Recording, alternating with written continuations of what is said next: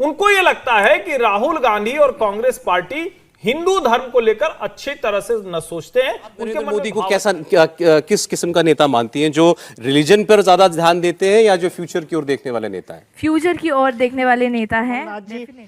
छत्तीसगढ़ वहाँ पर मध्य प्रदेश में बजरंगबली का वो बना रहे हैं, मंदिर बना रहे हैं, धाम बना रहे हैं।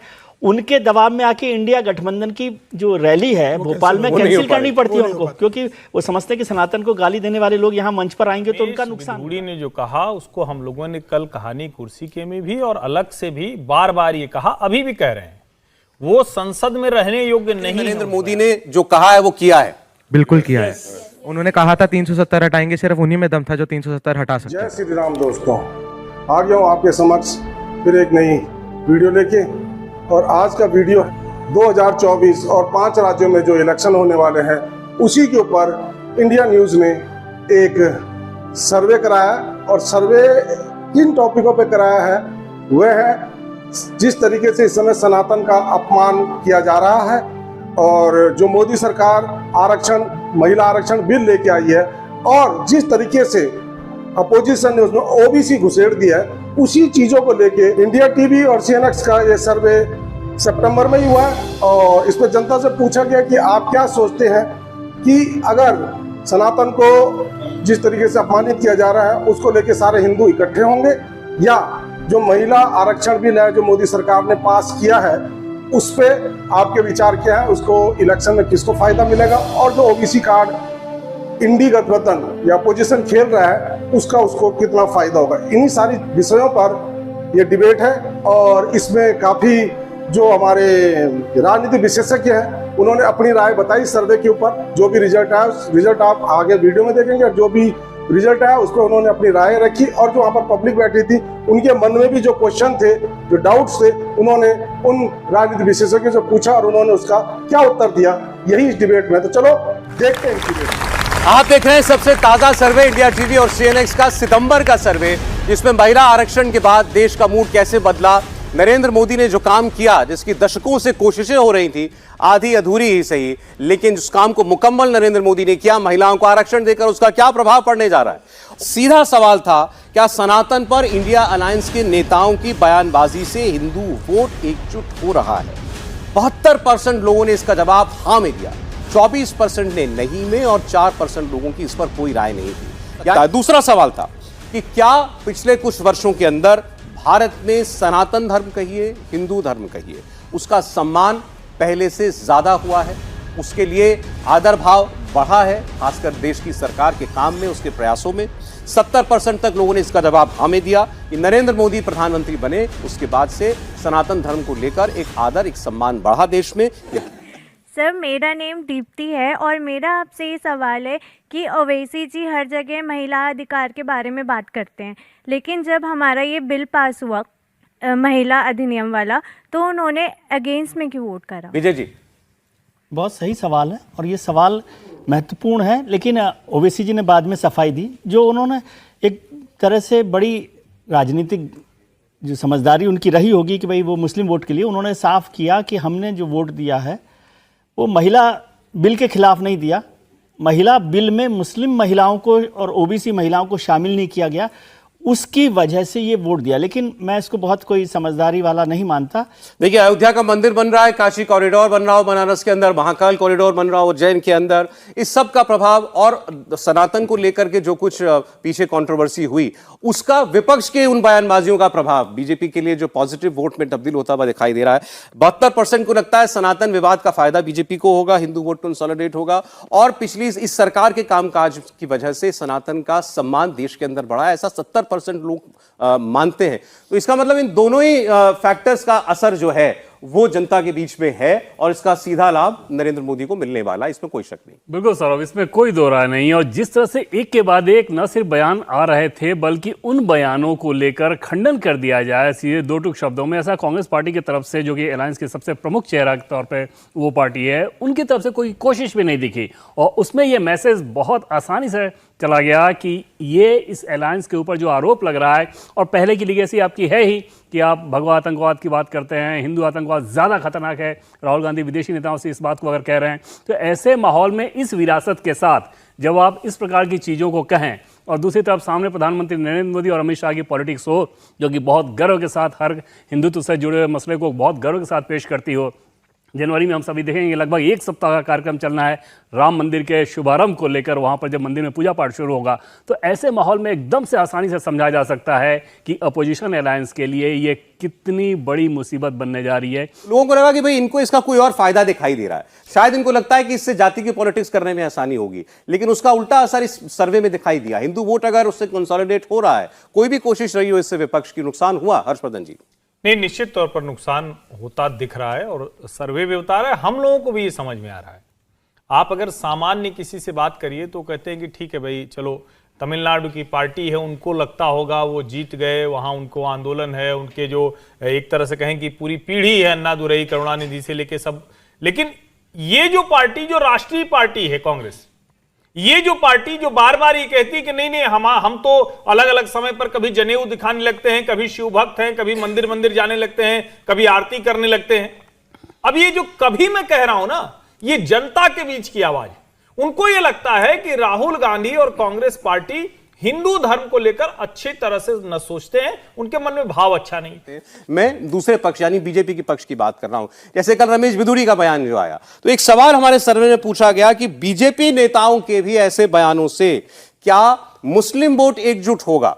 इसका जवाब हमने पूछा, 84% लोगों ने कहा हां, कि अगर बीजेपी का कोई नेता भी ऐसा बयान देता है, कोई अनाप शनाप बयान देता है, तो और खासकर अगर वो एंटी मुस्लिम स्टेटमेंट है, तो इससे मुस्लिम वोट कंसोलिडेट होगा। 84% लोगों ने इसका जवाब हाँ में दिया है। और इसी बयान से जुड़ा एक सवाल भी था मेरे ख्याल से यहां से किसी के पास। जी पूछिए। नमस्कार सर, मेरा नाम अंशिका है। मेरा ये प्रश्न है कि दिल्ली के एमपी ने संसद में जिस अमानवीय भाषा का प्रयोग किया, उसका रीजनल पॉलिटिक्स पे क्या असर पड़ सकता है? समीर जी जवाब दे दें, क्या इसका असर देखते हैं आप?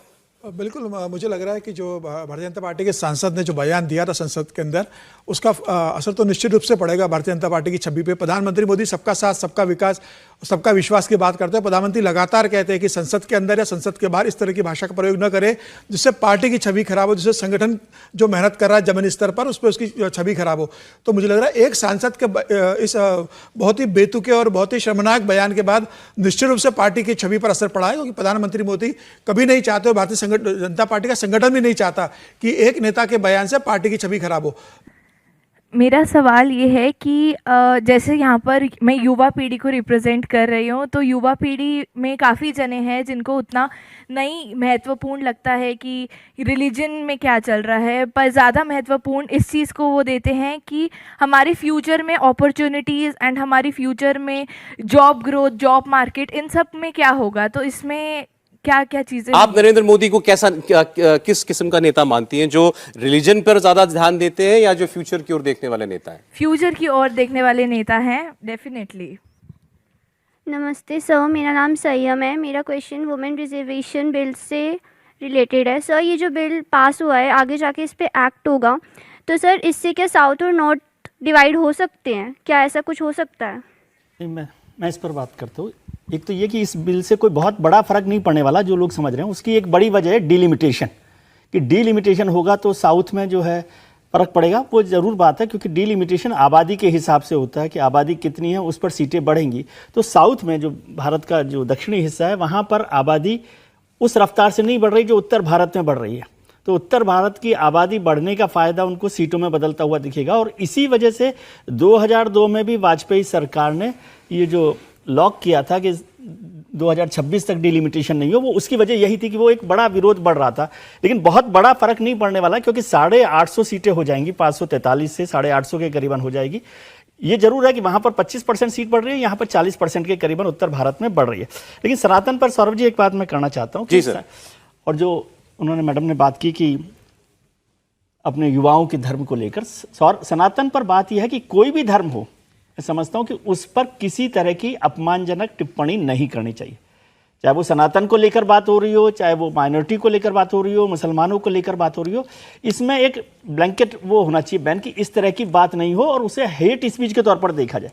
लेकिन क्या हो रहा है कि राहुल गांधी जी मंदिर जाते हैं, जनेऊ पहनते हैं, ये सब कर रहे हैं, और उनका नुकसान क्या हो रहा है? उनकी पार्टी को हो रहा है कि कमलनाथ जी छत्तीसगढ़, वहाँ पर मध्य प्रदेश में बजरंगबली का वो बना रहे हैं, मंदिर बना रहे हैं, धाम बना रहे हैं, उनके दबाव में आके इंडिया गठबंधन की जो रैली है भोपाल में कैंसिल करनी पड़ती है उनको, क्योंकि वो समझते हैं कि सनातन को गाली देने वाले लोग यहाँ मंच पर आएंगे तो उनका नुकसान होगा। पॉलिटिकल नुकसान फायदा तो अलग बात है, लेकिन इस तरह का बात से बचना चाहिए और इसके लिए जो लीडरशिप है उसे सख्त तरीके का रवैया अपनाना चाहिए। बिल्कुल ठीक। वो कांग्रेस ने भी नहीं अपनाया और रमेश विधूड़ी को लेकर भी हमने देखा कि भारतीय जनता पार्टी ने उस तरह से नहीं किया। लेकिन ये नहीं है कि केवल धर्म से चुनाव जीते जा रहे हैं। यदि ऐसा होता तो 2014 से 282 से 330 सीटों पर नरेंद्र मोदी नहीं आते, क्योंकि वो वोट एस्पिरेशन का वोट है, डेवलपमेंट का वोट है, उसमें बड़ा हिस्सा वो भी है। फ्यूचर की तरफ देखने वाला नेता मानती है उसकी वजह से नरेंद्र मोदी है जो फिर आपके लिए काशी कॉरिडोर पर भी काम कर रहे हैं, राम मंदिर भी बनवा रहे हैं, वो उज्जैन में भी काम लेकिन केवल उससे काम नहीं चल रहा। वो मैं कह रहा हूं कि एक व्यक्ति जो है वो पुरातन भी लेकर चल रहा है, आपकी संस्कृति भी लेकर चल रहा है और भविष्य भी लेकर चल रहा है। जी, एक जरूरी बात, रमेश विधूड़ी ने जो कहा उसको हम लोगों ने कल कहानी कुर्सी के में भी और अलग से भी बार बार ये कहा, अभी भी कह रहे हैं, वो संसद में रहने योग्य नहीं है। उस बयान के बाद हमने ये भी देखा कि जो अलग अलग पोस्ट थी उसमें भी जो वर्ग भारतीय जनता पार्टी के साथ खड़ा रहता है उसने भी रमेश विधूड़ी के ऊपर बहुत लानतें भेजी।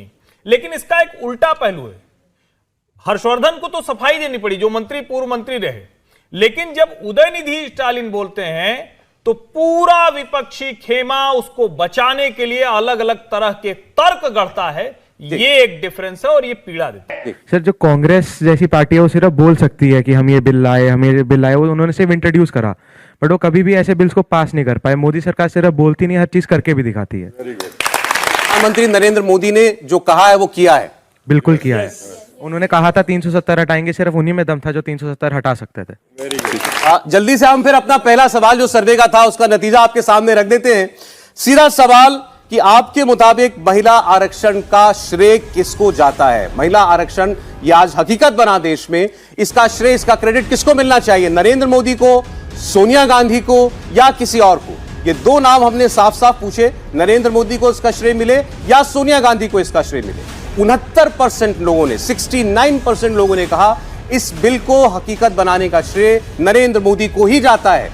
सर नमस्कार, मेरा नाम नितिन चौबे है, मैं एक हिंदू हूँ और कांग्रेस ने, राहुल गांधी ने सवाल किया था या तो बोला था लोगों को कि वही लोग जाते हैं मंदिर फिर वही बाहर छेड़ते हैं, तो हम कैसे मान लें कि आने वाले समय में हिंदू कांग्रेस के साथ रहेगा और क्यों रहेगा? आपको अब ये बात अभी तक याद है? कई साल हो गए इस बात को तो। सर अभी भी याद है सर। ये तो हमने पहले ही बात कही कि किसी भी धर्म को लेकर कोई भी अपमान की बात की जाए ये किसी भी तरह से सही नहीं कही जा सकती, इसके लिए कोई जायज़ ठहराने की कोई बात ही नहीं है। और पॉलिटिकल लीडर्स को, खासतौर से राहुल गांधी जैसे लोग हों जो ये बात कर रहे हों, उनको सबके दिमाग में बात रहती है, वो कब निकल कर आती है कब नहीं निकल कर। और हिंदुस्तान की जो वोटर है वो बहुत खास तौर से चुप रहता है आमतौर पर, लेकिन जब वोट का नंबर आता है तो वो उसका जवाब उस पर देता है। नमस्कार सर, मेरा नाम कनिका भाकुनी है। मेरा प्रश्न आपसे विमेंस रिजर्वेशन बिल के ऊपर है। मेरा प्रश्न आपसे ये है कि महिलाओं के लिए कानून तो काफ़ी बनाए गए हैं, लेकिन उनके अनुपालन में दृढ़ता कम दिखाई गई है। तो क्या विमेंस रिजर्वेशन बिल लागू होने के बाद ये चीज़ें इग्नोर करी जाएंगी या फिर उन पे दृढ़ता दी जाएगी? पॉलिटिकल पार्टिसिपेशन का मतलब ही ये होता है कि आप सरकार में हिस्सेदारी है।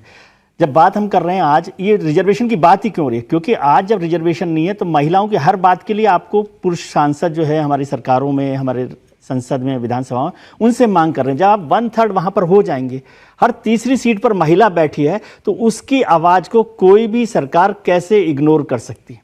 और इसका मतलब ये नहीं कि जो सरकारें आज हैं वो महिलाओं के खिलाफ चल रही है, और वो भी अपना काम कर रही है। इतने बड़े बड़े कानून अभी आए हैं, आपने देखा होगा, निर्भया से लेकर अभी तक जो लगातार बात हुई है। और इसका कुछ दूसरा पक्ष भी होता है। बहुत सारे लोग कहते हैं कि महिलाएं आज आ जाएंगी तो क्या फ़र्क पड़ जाएगा। 1957 में पहली बार सुचेता कृपलानी उत्तर प्रदेश में मुख्यमंत्री बनी थी। सरोजनी नायडू उससे पहले आज़ादी के वक्त में लड़ाई लड़ रही थी। द्रौपदी मुर्मू हमारे रह गई हैं, प्रतिभा पाटिल हो गई हैं, सोनिया गांधी जी हैं, इंदिरा गांधी रही हैं। तो क्या हिंदुस्तान में औरतों की ने राहुल गांधी को हरा दिया, स्मृति ईरानी ने राहुल गांधी को हरा दिया। तो इसलिए उसकी ताकत जब आएगी, पॉलिटिकल पार्टिसिपेशन की बात हमेशा इसलिए होती है कि जब पॉलिटिकल पार्टिसिपेशन होगा तो सरकार के फैसलों में आपकी भागीदारी बढ़ जाएगी और किसी की हिम्मत नहीं है कि उसे इग्नोर कर सके। नहीं, लेकिन खड़गे साहब ने जो बात कही पार्लियामेंट में भी कि आज सारी पॉलिटिकल पार्टियां जो हैं वो ऐसी महिलाओं को चुनती हैं जो कुछ कह ही ना पाए, जो कुछ बोली ना पाए, यानी उनकी अपनी कोई राय ना हो, वहां पर अपनी राय इफेक्टिवली रखने वाली महिलाओं को भेजती नहीं है। सर अभी तो बात आरक्षण आ भी जाएगा। पार्टी जी ने अभी बात कही कि स्मृति ईरानी ने राहुल गांधी जी को हरा दिया, और जो देश की सरकार में वित्त मंत्री उनके पाले एक ऐसी सशक्त महिला पड़ गई है, ये उनका दुर्भाग्य है। सीतारमण वित्त मंत्री है हमारी, और एक जमाने में सीसीएस जो भारत सरकार की सबसे पावरफुल कमेटी होती है, कैबिनेट कमेटी ऑन सिक्योरिटी, उसमें दो महिलाएं वित्त मंत्री के तौर पर और विदेश मंत्री के तौर पर, सुषमा स्वराज, ये 70 साल में कभी नहीं हुआ।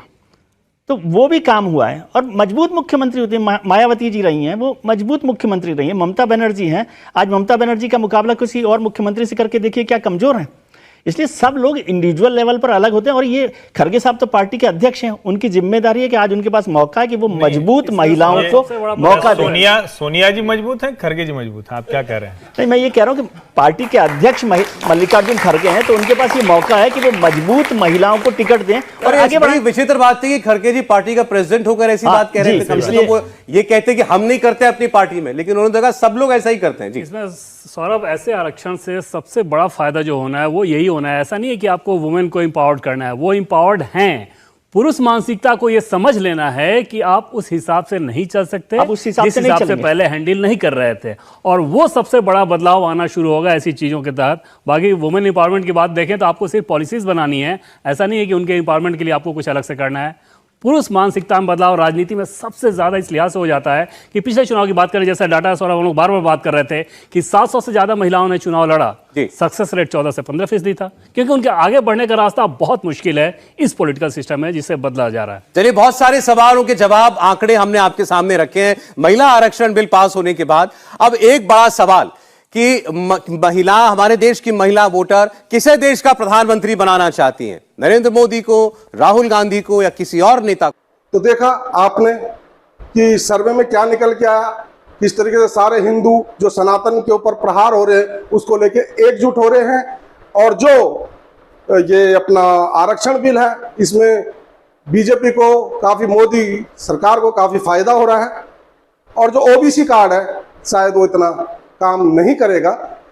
तो कुल मिला के ये सर्वे इसी चीज के ऊपर था, और आई होप कि आपको वीडियो पसंद आएगा। वीडियो पसंद आए तो शेयर कीजिए, लाइक कीजिए, और अगर चैनल पर नहीं है तो सब्सक्राइब कीजिए। मिलते हैं फिर किसी नए वीडियो के साथ, तब तक जय श्री राम।